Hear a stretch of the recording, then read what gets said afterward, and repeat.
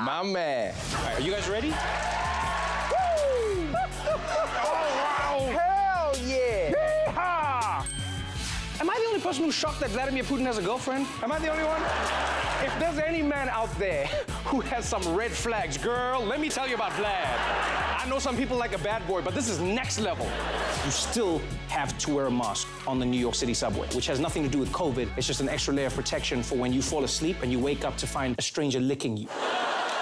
Please say hello to the Daily Show's brand new one-man band, Anderson .Paak!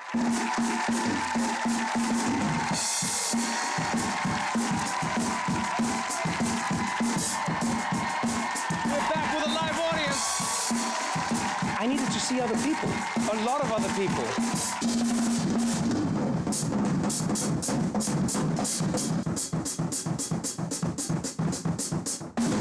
This is not gonna work out. Close the door, let's do the show. Yeehaw! Howdy, partners. I'm here in Texas. Everything that happened this year happened in Texas. The border crisis, QAnon resurrecting JFK Jr., me developing a crippling dependency on brisket. My only knowledge of bees is that a swarm of them killed Macaulay Culkin and my girl. So if they'll do that to a little white boy, I don't know what they would do to a grown black woman. Ah! It's dripping! There's a lot of nervousness here in Florida about CRT, about LGBTQ issues. Should we just outlaw the alphabet altogether? Because eventually they're going to start putting those things together and they become words, and then you can learn things like history. You get COVID now, don't nobody give a damn. It's like telling people you got dandruff. Don't nobody care. Keep the shit off me, and I'll see you tomorrow. This government facility hiding in plain sight is an endpoint where your feces is collected. Hey, what are you doing with our fluids? We have a right to know. Sir, this is just a wastewater treatment plant, that's it. So you admit that you have our poop? Briefly, I guess. See, I knew it. Like, you can't get me, mother. Well, as you can see behind me, Trevor, in about half the states in this country, women's rights are being burnt to the goddamn ground. Because if this court decision becomes a reality, women in these states are screwed. And not just the normal, like, I live in Texas screwed. Women in places like South Dakota or Missouri or even Texas will have the exact same abortion rights as women in Afghanistan under the Taliban. After all these years of the right screaming about the threats of Sharia law, it turns out they were just jealous. The flight's overbooked? Well, you know what? I'm just gonna buy another seat on a less convenient flight. Can I get my money back first? I need to move it over to the 14 days. I can't wait 14 days.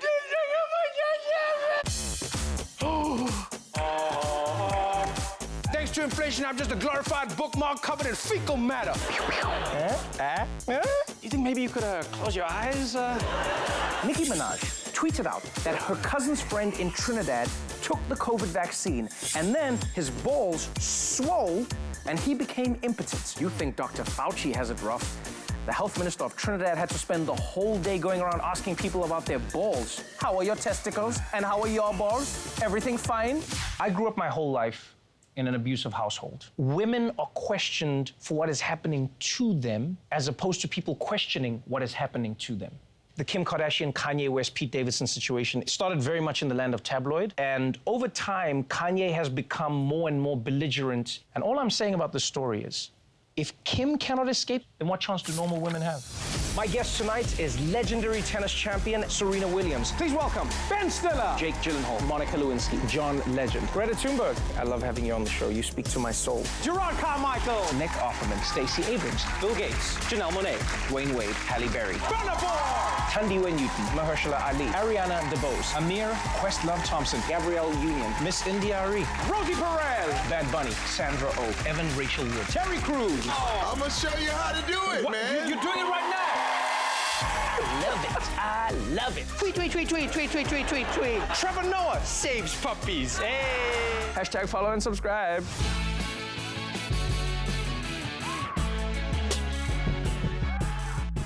Welcome home, I guess. This is the studio that you first were in with live human beings. Yes.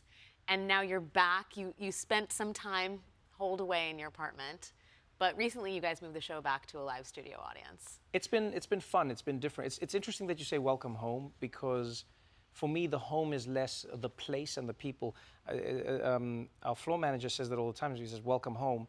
And what I loved about the idea was moving with the home people as opposed to the space. So what's been fun about coming home isn't necessarily where we physically are, but who we physically with. So the audience has been back. Staff is slowly coming back. So, you know, it feels like new home. It's like post-pandemic home. Yeah. You guys were one of the first shows to get back on the air after the pandemic. Right. And you sort of rebooted the format in a completely different way. Talk to me a little bit about how you came up with that concept. What do they say? Necessity is the mother of all invention? Yeah. It was just a situation of realizing that the 21 days that they told us about was going to be a little bit longer.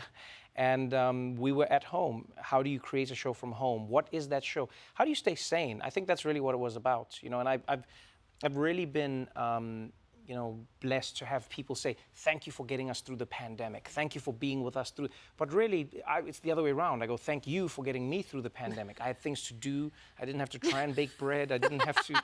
It was just trying to get through it. And so that was an interesting time to be in with everybody, because I was in New York. I didn't get to leave. I didn't want to leave. I didn't even know you could leave, should leave. I was just here. You were allowed to leave your apartment if you wanted, but you apparently didn't want to. Yeah, people were like, we're in Miami, we're in this place. I was like, I'm in New York. And so I think that moment of the pandemic was an interesting one, because it's not often that we get to talk about a situation that we are intrinsically part of. You know, it's the same thing for news, I guess. You know, sometimes you're talking about a story, but you're not in the story. Yeah. And yet here we were, all of us, going through the same thing, the same fear, the same not knowing of what's going to happen. And so that was a journey. And then we had an interim period where we knew we couldn't go back to an audience yet, but we were allowed to be out of an apartment. And what is that journey? And what is that show? And so I've just looked at it as just learnings. You know, you go to one place, you learn something new. You go to the next place, you learn something new. But what is the thing that you learned from that pandemic chapter? I mean, the show was really intimate, not just because you were going through the same thing that everybody else was going, but the show actually became, you were closer to the audience in a lot of ways, right? I mean, we felt viscerally with you in that room. And I wonder how that informed when you came back to the big studio audience. Like, what did you want to do differently? Apart from like snack a lot, because I assumed you did that in your apartment. I think, no, that was my goal, was to not put on, what do they call them, the pandemic pounds. Everyone was doing it, and I promised myself, I was like, I don't want to come out and then be sad, and it was a whole thing. So what was the biggest change for me? I think it was probably being in an environment where I didn't have an audience to interact with, and so I had to imagine them. I had to think about who I would wish the audience to be. You know, it wasn't me responding to the audience, but me thinking about the idea of an audience, and then even getting the word audience out of my head and thinking more about just the people I like. Who do I laugh with? What do I laugh with them about? Why do we laugh? You know, how do we handle an issue? What do we argue about? All of these pieces came together, and so I found myself in a place where I started thinking about these people who I was speaking to. You know, and I think what that did for me, which was really great, was it helped me remember that the thing we do here is, you know, in many ways the beginning of the conversation that I have with the audience at home. You know, that is where the viewer is. And so when I first started on the show, it was an interesting dilemma for me, because I've done stand-up, you know, and then I've done TV shows, but there was this world where it's a live audience, and who are you really performing to, and what is the purpose, and what is that? And I think that created an evolution for me. So when I came back here, the biggest thing I wanted to make sure of is that I didn't forget the people who are still at home, because those are the people who got me through the pandemic. And the people who come here are those people. It's just they come to see the show live. And so it really became an amalgamation of those two worlds now, where I don't think of this as the in-studio audience and that's the home audience. I go, you're all the audience. Some of you just come in person. It feels like you think greatly about your responsibilities as a host, as a television figure, but I also wonder how you conceive of your responsibilities as, you know, a public figure with the background that you have, right? I think a lot of people have come to know you, not just through The Daily Show, but through Born a Crime, your memoir, and the fact that you have firsthand experience with issues concerning race and racism, gun violence, in a way that not only few people in late night do, but few people in American journalism understand those issues in the sort of visceral, personal way that you do. And I guess I wonder, as you think about your role, how do you balance the desire and the need to entertain audiences with the kind of responsibility of being true to those issues and those experiences and the people affected by those issues? I mean, that's a very delicate line to balance. The first thing that helped me was when I came to the realization that I wasn't trying to entertain the audience. I think that was the biggest shift. I realized that I am not on The Daily Show because I want to entertain the people who are watching it. I want to try and create a space where we come to engage in ideas.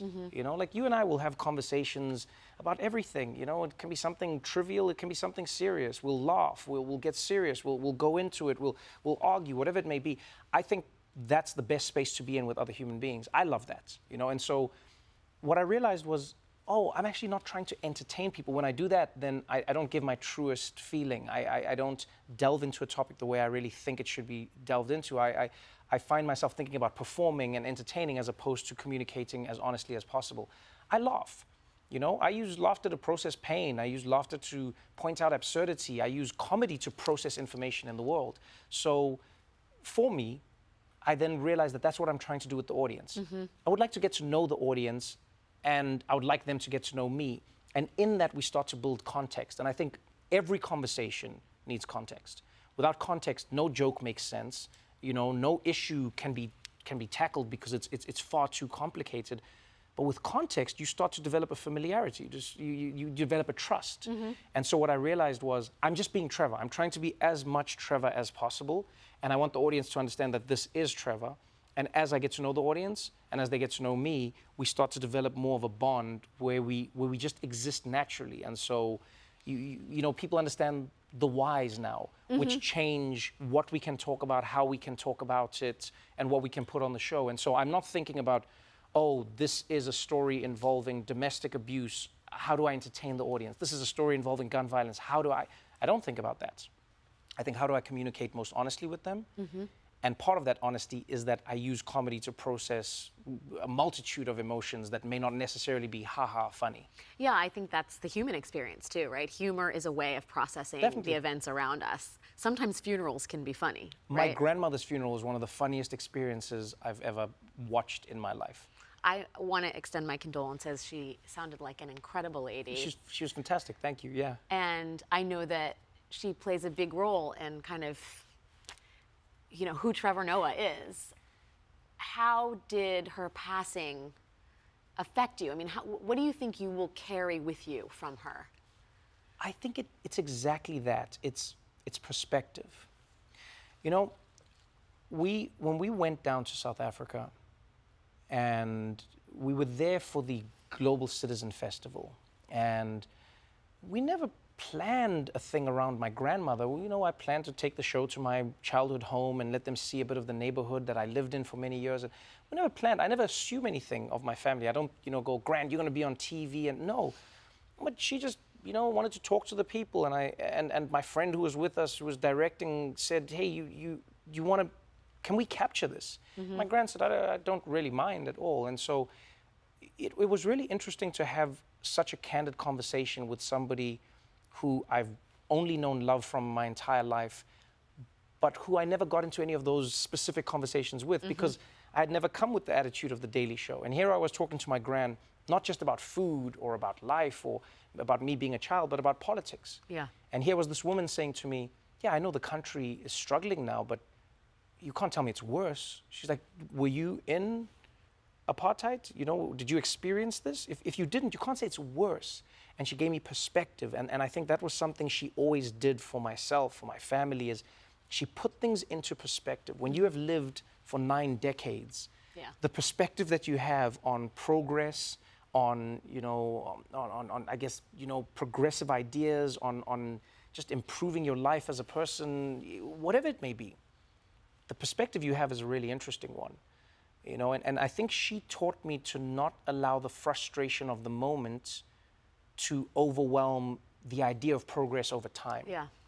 You know, and I'm eternally grateful because she has left an indelible impression on The Daily Show. She's part of my Daily Show that you can't separate it from that. And so, yeah, it was, you know, grief is an interesting emotion because you know everyone said you sad. I was like, it's not sad. It's multifaceted. And so, and again, that's from my gran, is that we knew we were saying goodbye over the last few years, you know, because she's old. She's 95, but you're still never ready for that moment. And I think that's who she was, and that's what she left with me. Always laughing, always remembering, always appreciating, and just trying to remember where you were, where you are, and where you're trying to be. Well, and maybe a little bit hopeful. I mean, or beyond a little bit, yeah. One of the things that I think is so notable about this show and all that it does, and we'll get into all that it does in a second, is there's a philanthropic side to this, right? There's not just the commentary itself, but it's the desire and the efforts to make real change, whether that's, you know, donating proceeds from merchandise sales to certain organizations, be it the Equal Justice Initiative or 826 National, the companies that you partner with to make the merchandise, lifting up marginalized voices, Black women-owned businesses, or even issuing a call to your audience to say, hey, we're gonna maybe be short on poll workers in the 2020 election. Yeah. You should volunteer.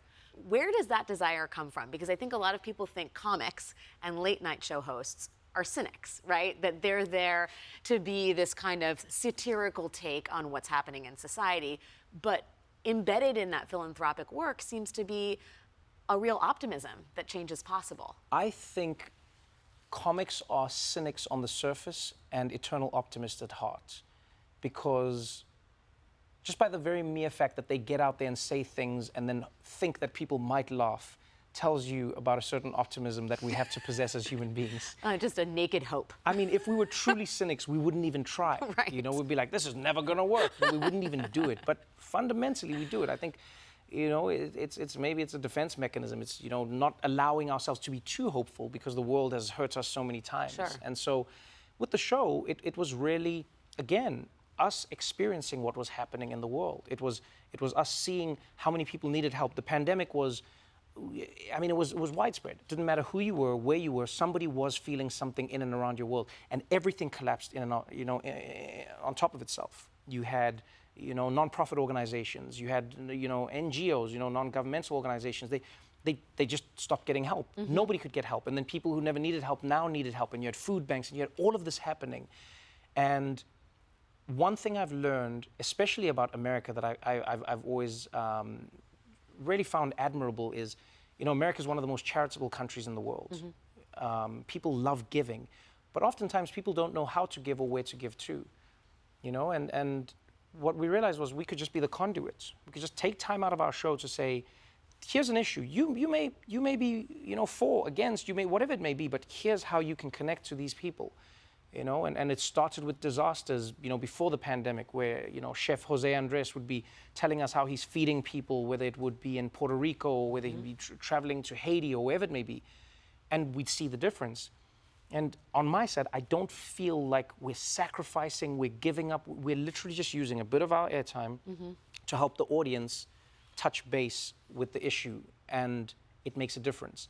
And so we decided, why not do that? You know, why not thousands of people showed up to volunteer to be poll workers. It's amazing. It really, really is amazing. And so that's been great to see as a byproduct of what we do, because you can't fix everything all the time, but if you can help in the little way that you can, then why not?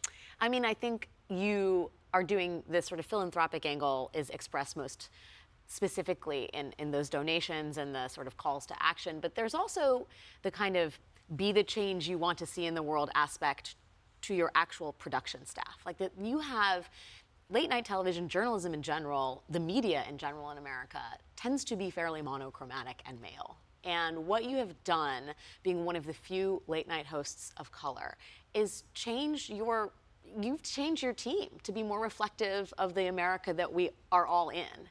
Tell me a little bit about, you know, when you started this show, what you wanted to do in terms of hiring people of color, women, having a more diverse room when you sat down to craft The Daily Show. Well, to be honest with you, I wanted to continue something that I was asked to be a part of. You know, I'll never take for granted the fact that Jon Stewart started changing The Daily Show, you know, before he left. I mean, I was asked to join his show. Right. You know, so was Hassan Minhaj. You know, so was, you had all these people who had been brought in. They were asked to join that show, and I loved that world. I loved who we were and where we had come from and how we'd communicate, and it seemed like a natural journey to carry on. You know, and one thing I enjoyed is I've had a team that understands that you can continue growing. It's adding. You know, it's not a zero-sum game. People make it seem like, oh, you've got to kick all of these people out and then you're going to get these people in. But it's not that. We've grown over the years as opposed to the show shrinking down and cutting people off. You know, we've found ways to include more people.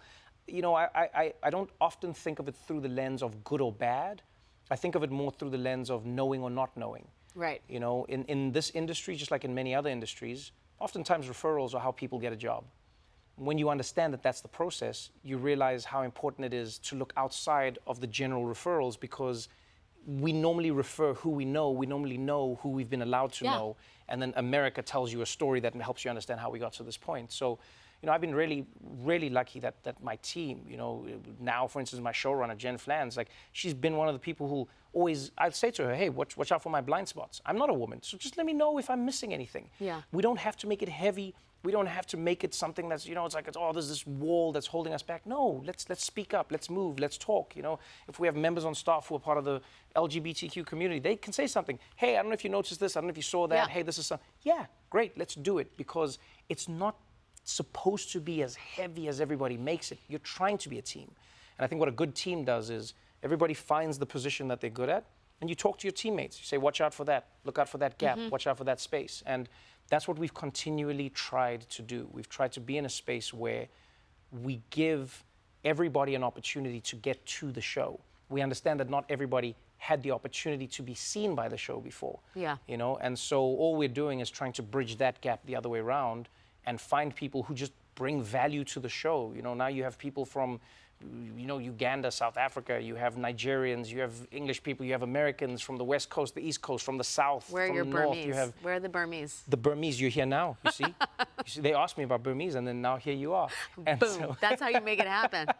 and yeah, it's like, it's one of those things that only adds just to the flavor of what you're trying to create. Yeah, well, you know? I mean, it's hard to imagine the downside of having a staff that is better reflective of the country, but also knows more collectively, Yes, right? Like, yes. your blind spots are less, there are fewer of them. Right. If But you have more well, eyeballs funny looking in enough, different directions. The downside is that it's harder. That's what people don't ever like to talk about.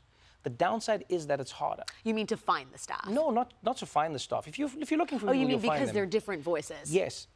There is nothing easier than being in a homogenous space or in a homogenous group. You don't have to worry. You know, when men were in a boardroom, and it's like, we're white men, you don't have to worry about what you say because everyone gets it. You know what I mean, Tim? It's the boys' club, right? It is harder. You bring in the first woman, and then they go, what can we say, what can't we say? And then for the woman, does she have to represent all women now? Right. Does she have to speak up for every woman? Does she have to join the boys? It is harder. Yeah. And I think most things that are worth doing are going to be harder.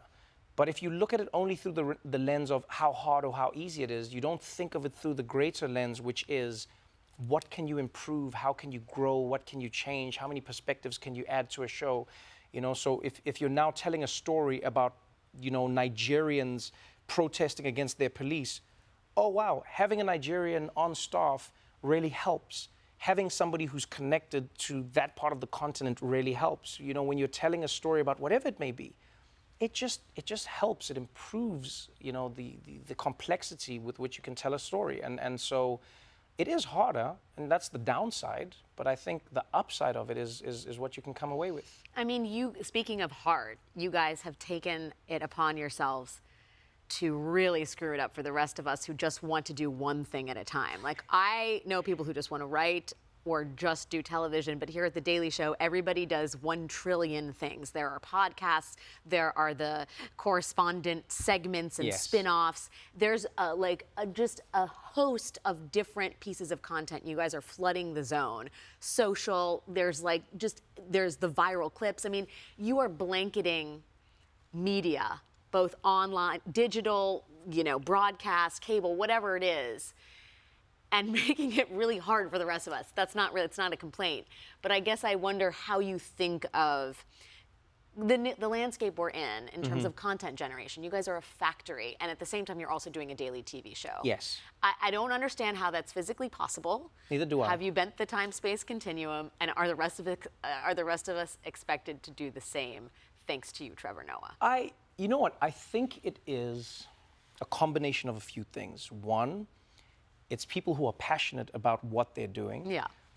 I find oftentimes that helps people manage a workload in a different way because they're not trying to chase a task, they're trying to express their creativity.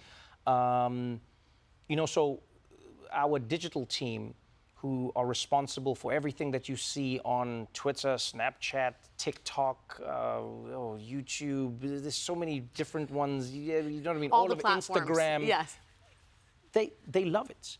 They're on the platform, you know. Like, I remember when TikTok first started and they came to me and like, oh, there's a new thing, TikTok. And I was like, oh boy. I literally sounded like a 50-year-old man. I was like, TikTok, what is that? What, I don't know. And now look at it.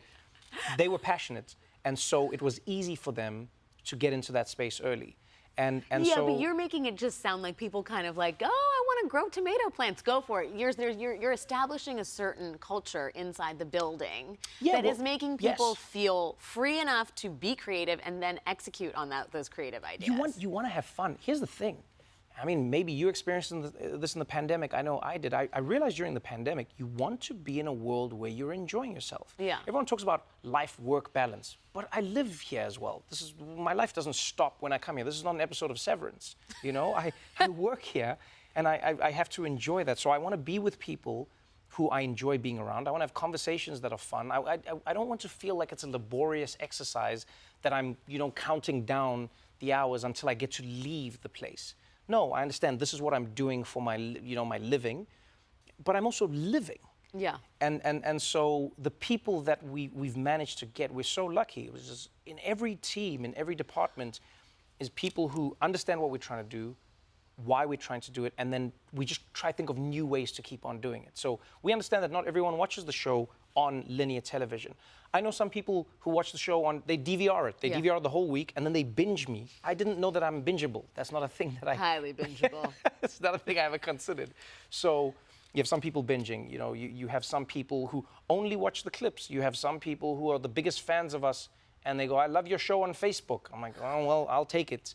And instead of fighting that, we've learned to embrace it. We've learned to go find the people where they are, meet them where they are. Yeah. Take the Daily Show to them, as opposed to trying to force people to do a thing that they're not doing. I think platforms are always going to change. Content is the one thing that will remain ubiquitous. And so as we keep on growing that footprint, we get the opportunity to grow, and that's where all these other opportunities come in to grow your staff, diversify your staff, look at new ways to present yourselves, and I think it becomes a win-win in the end. Well, but you also have these correspondents who have gone out and built effectively franchises. Yes. Jordan Klepper is one that comes to mind because he's, you know, some of his work has met with great success and lots of eyeballs, right?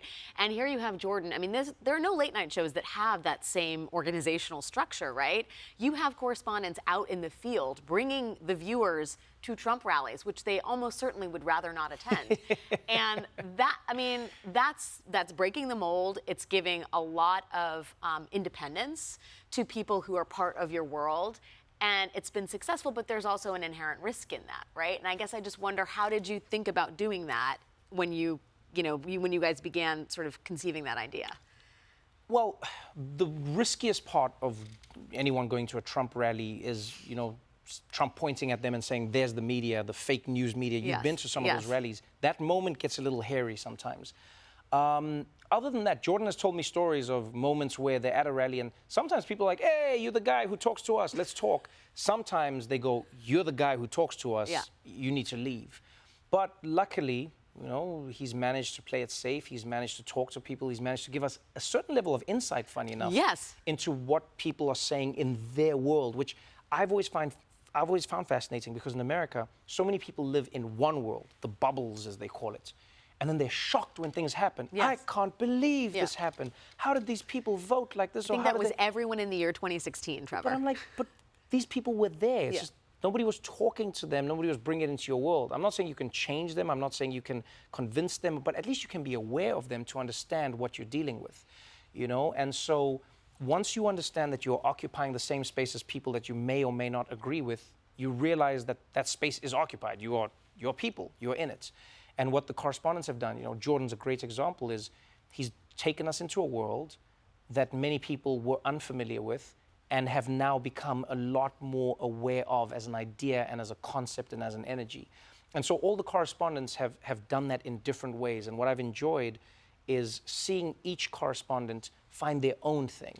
What is the way they want to tell a story? How do they want to tell it? Why do they want to tell it? What makes it funny? What makes it them? And what it then does for the show is it means it's no longer just this, monolithic blob of Trevorness. It's me, and it's all the people I find funny. I laugh at half the things Roy's saying. I laugh at half the things Dulce is saying. I laugh at the things Jordan is saying. I'm laughing because I'm also a viewer. And so what that's allowed us to do is build this, almost cinematic universe of The Daily Show, where you don't just see it through one lens, because it shouldn't be seen through one lens. Some monolithic blob of Trevorness. You do a thing on your show that nobody else does, which is you have new authors on your program. You have people whose voices are almost never given the platform of something like The Daily Show. You have activists. You have names that are not household names. You, of course, also have big names as well. But talk to me a little bit about why you chose to do that and sort of what that means for the show. Because of the conversations. Yeah. I love having an actor on the show. I love having a performer on the show, a musician, whoever. I love all of that. However, I also think it's great to have an author on the show, someone who's shaping people's minds, telling stories. They may have written a fiction novel that's changing how young people see themselves in the world. What informs them? How do they do it? I remember the first time we had an artist on, like a painter. And when I asked him to come on, he was like, but why? I said, because art shapes how we see the world. Till this day, people are shaping, how we see the world through art. I want to talk to you. I want to understand how you decide what to shape or how you shape it. You want to talk to activists themselves, not just to give people a platform, but also to challenge people. Mm-hmm. I like challenging people. I like, discussing ideas. I love it when ideas clash while people still respect each other. I enjoy that. And so I want to talk to somebody and understand their points of view, be able to disagree with them, come away with a deeper understanding of what they believe in, and have the audience, be in the position where they get to choose what they want to believe or how they see the topic now, either from a different perspective or just from a slightly more informed perspective. And so that's why I try and have as many different people on the show who just come from different, it's not just about entertainment, because the world is not just about entertainment. There are many things that are informing entertainment, ironically. So I want to talk to those people. I want to see what their lives are about. I want to see why we're doing what we're doing in the world by talking to the people who are actually doing it. I have two more questions for you, and then we'll be giving you an Emmy. The first is, you guys are on every night, pretty much. And there's a sort of responsibility to cover the big news stories of the day, but you also cover things that other people aren't necessarily covering, or you cover those big stories in a way that nobody predicted, a totally unique Trevor angle. How do you guys decide on what you're going to cover each night? What's that process like? The journey has evolved over time. When I first started The Daily Show, I thought of it as I'm trying to do The Daily Show. Over time, I came to realize, no, this place is a vehicle, and so my job is to steer that vehicle in a certain direction. And the way I do that is by having informed conversations with the people I'm lucky enough to work with. And what those conversations illuminate is what's oftentimes happening in the world. So I've come to learn that there's an interesting thing that's happened in America where people created this, and I don't know if it was the politicians purposefully, I don't know if it was the news. They created this illusion that, like, politics is for the party, right? The Beltway. Do you know what's happening? The filibuster. Do you know what's happening? Oh, yes, well, yeah, the Senate chairman. Do you understand the committee, or you don't know the committee? If you don't know the committee, you can't participate. Yeah. And then the people's topics are, tabloid, and what's happening with Kanye and Kim? Oh, yeah, that's a tabloid topic. And I realized a lot of the time it isn't that. First of all, politics is literally of the people. I mean, it's taken from the Greek word. It's supposed to be what the people are discussing. It affects you. You know, and if you don't understand what the people are saying, that's because they're doing that on purpose. What I'm always trying to do is have the conversation in a way that we all can understand. I'm not afraid to say, oh, I didn't get that. Can you say it to me again? Can you explain that to me? And oftentimes you'll be surprised at how many times the politicians go like, well, I don't really, I just say it. And then there's the topic that the people are talking about. You know, some topics may seem on the surface frivolous, but they touch on an issue that maybe everyone is going through. Mm-hmm. You know, they touch on ideas and complicated conversations that we wish to have, but oftentimes don't have the tools to have. And what I've allowed myself and The Daily Show to do is be a space where we engage in the real conversations we're having. You know, I think it is important to be in a place and to be a place where we can say, you're not just one thing. You know, you have opinions on politics, you have opinions on news, you have opinions on geopolitics, on the economy, on whatever it may be. You don't think you do, but you do. You know, do you own a home or do you rent a home? Well, then you have an opinion on the economy, whether you think you do or not. You know, do you have an opinion on laws that are being written in Congress? Well, you do, whether you think you do or don't. And so what I've tried to do as much as possible is put the show in a position where we have the conversations in the most accessible way because they're affecting people indiscriminately. You know, just because you don't understand an issue or you don't care about it doesn't mean it won't affect you. And so what The Daily Show with Trevor Noah is trying to do is not shy away from stories that may on the surface seem frivolous, when in fact those could be the entryways to some of the best conversations that you can have. In many ways, I think it's what like a lot of, you know, lawyers or you know, consultants / whoever they are, they do for the Supreme Court. Yeah. They take something really small and that goes on to define what the country is talking about. It's one person who won't bake a cake. What does that have to do with anything? Yeah. Well, it's a larger conversation about who should bake a cake or shouldn't bake a cake, or who should they be allowed to not bake a cake for. Or, right. You see? But it's just a cake. And yet, all of these cake issues are the issues that are defining how America is shaped as a whole. I do think a lot of the Daily Show audience thinks of this as their own Supreme Court. You have hosted the White House Correspondents' Dinner. You have hosted the Grammys twice. You have been interviewed at 60 Minutes. You've been doing the show for a little while now, but this sort of feels like a moment when your voice is resonating, is wanted in a way that it hasn't ever. I mean, you've reached a different stage in your career, it feels like. I think the Chinese Zodiac this year is not the year of the pig, but the year of Trevor Noah winning an Emmy. But I mean, I guess I wonder, why do you think the media in particular, and I would say American culture more largely, is responding to you is so keen to hear from you in this moment as opposed to others? Wow. This is a difficult question to answer because I would first have to accept your premise. Well, it's not, I mean, they keep asking you to do these big deal, big ticket things, and it's not just because no one else would do them, right? I mean, I happily would have hosted the Grammys twice. Nobody asked. Nobody asked me to host the White House Correspondents' Dinner, and so far 60 Minutes has not booked my interview. It's because you're doing 5 other shows. Okay, anyway. So. The point is. You know what? You're in demand. Why? I hope it's because people know that I work hard. I hope it's because people appreciate what I bring to any project that I step into. I think it's also a culmination, you know? It's interesting that you said you've been at this show for a while now. And as I walk through the hallways, we've hung up pictures from our time at the show. And I realized when walking through the hallways, it's like, it's not a show, it's been many shows. Mm-hmm.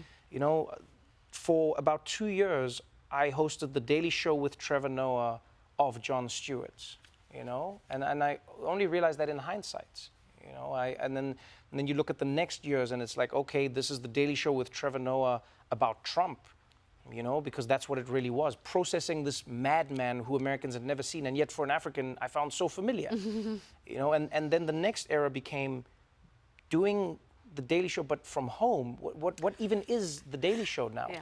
Now it is truly just you. You've jumped out of bed and you showered, you got ready, you're in your hoodie. It's a very intimate space to be in with an audience now. Then you in the post-ish pandemic phase, and what is that thing? That's another show.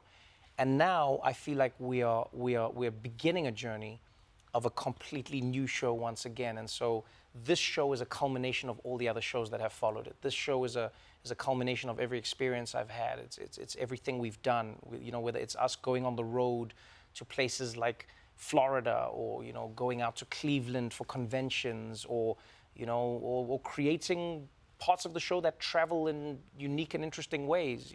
Creating a Donald J. Trump Twitter library that takes people into the mind of the tweets. It's been a wonderful way to explore what we do, why we do it, and how we do it. And so, yeah, what's invigorating is the fact that it feels like it's a new one yet again. And I think many people are feeling this in life. People have switched jobs, people have switched cities that they live in, people have switched just who they wish to be. And so for myself, this feels like that. It feels like we left something behind, and we're moving towards something else, and we're taking the parts that we feel we need to keep. This feels like the best version yet. It feels like certainly the one that wins an Emmy. I would hope so. From Do you hear us? From your lips to the voters' ears. I think for anybody who has watched you from the beginning of this journey, right, when you were Trevor Who, to now when you're hosting these huge, big ticket events, you're becoming, dare I say it, the voice of a certain generation. It's a big deal, and it's exhilarating to watch someone do it with the grace and the consideration and the intelligence that you have. So I'm not one to offer accolades. I genuinely shy away from them, but really congratulations, my friend. I'm really happy for you, and I hope this year is your best one yet. Thank you so much. Thank you. That would be a fun journey. Trevor Who to Trevor Who won the Emmy. That Trevor Who guy, he did it. One can hope.